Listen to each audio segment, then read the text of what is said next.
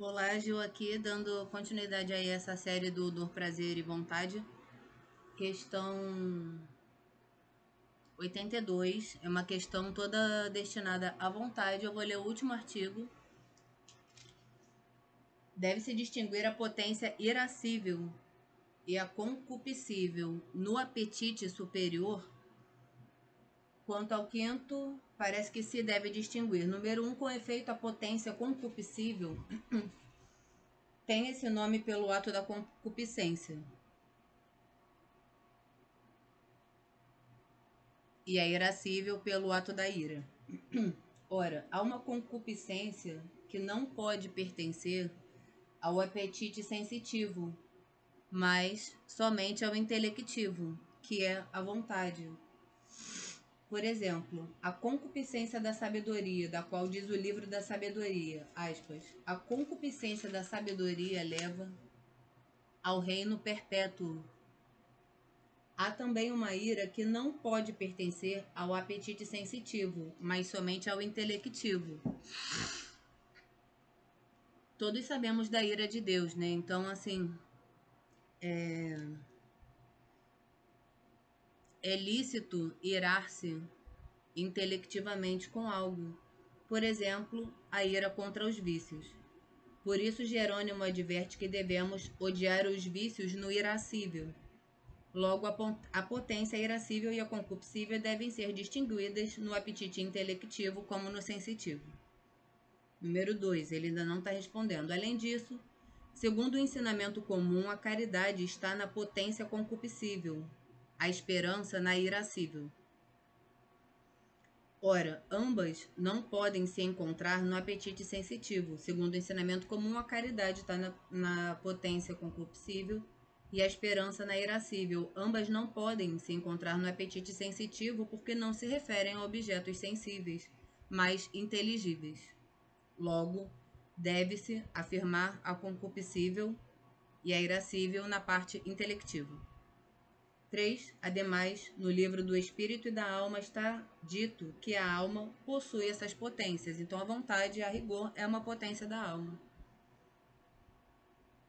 É uma potência da alma. O outro era se a dor é uma paixão da alma. Então, se a dor é uma paixão da alma e significa que a alma é passível de sofrer a paixão da dor.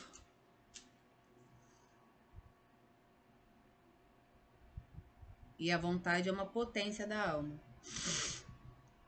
Ora, não. Ademais, no livro do Espírito e da Alma está dito que a alma possui essas potências. Isso é, a irascível e a concupiscível e a razão antes de ser unida ao corpo, à alma. Ora, nenhuma potência da parte sensitiva pertence à alma unicamente, mas também ao corpo, mas ao composto de alma e de corpo, como foi dito acima. Logo, a irascível e a concupiscível estão na vontade, que é apetite intelectivo. Em sentido contrário, Gregório de Nisa diz que a parte irracional da alma se divide em concupiscível e irascível. Do mesmo modo, João Damasceno. E o filósofo diz no livro 3 da Alma, a vontade está na razão, na parte irracional da alma, a concupiscência e a cólera, ou o desejo e o ânimo.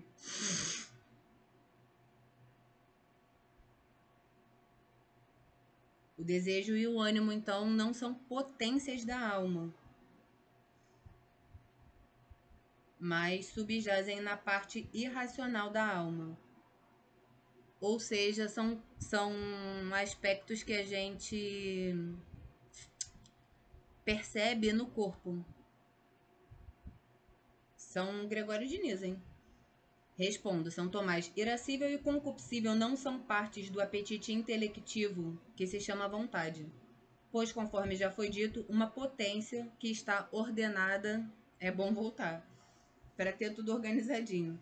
Pois, conforme já foi dito, uma potência que está ordenada a um objeto considerado sob uma razão universal não se diversifica. O objeto não vai se diversificar pelas diferenças especiais contidas sob aquela razão universal. Por exemplo, porque a vista se refere ao que é visível sob a razão da cor, não se multiplicam as potências de ver segundo as diversas espécies de cor. A razão universal repousa no objeto, reside no objeto. Se houvesse uma potência que tivesse por objeto o branco enquanto o branco e não enquanto cor, ela seria diferente da potência que teria por objeto o preto enquanto preto, porque a nossa percepção é diferente. Ora, o apetite sensitivo não se refere à razão universal de bem, porque o sentido não apreende o universal. O intelecto sim, o sentido não. Tem treinamento para isso, hein? Em consequência, mas São Tomás, né?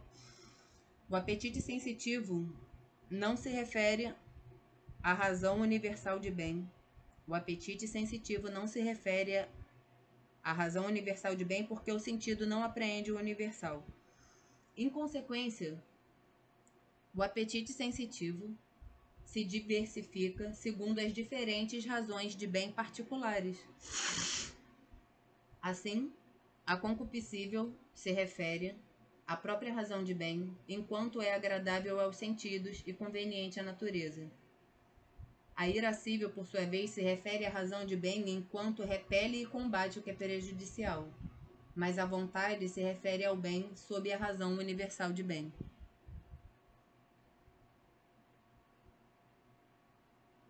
Eis porque não há que distinguir nela, que é apetite intelectivo, algumas potências apetitivas, de tal modo que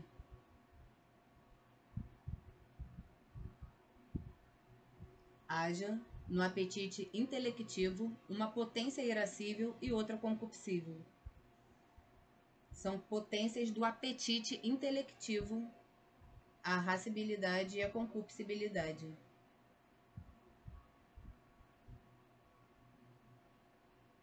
Da mesma maneira que não se multiplicam no intelecto várias potências apreensivas, embora estas se multipliquem nos sentidos. Então, na razão universal, o bem e o mal vão ser atrelados à razão concupiscível e irascível, mas a gente não deve distinguir isso como potências distintas, porque ambas pertencem ao intelecto e não aos sentidos. Se a gente... O erro que se corre ao diferenciar essas duas potências, desalocando-as do intelecto, julgar bem ou mal, julgar como bom ou mal um determinado desejo, que muitas vezes é a causa motriz de uma ação, certo?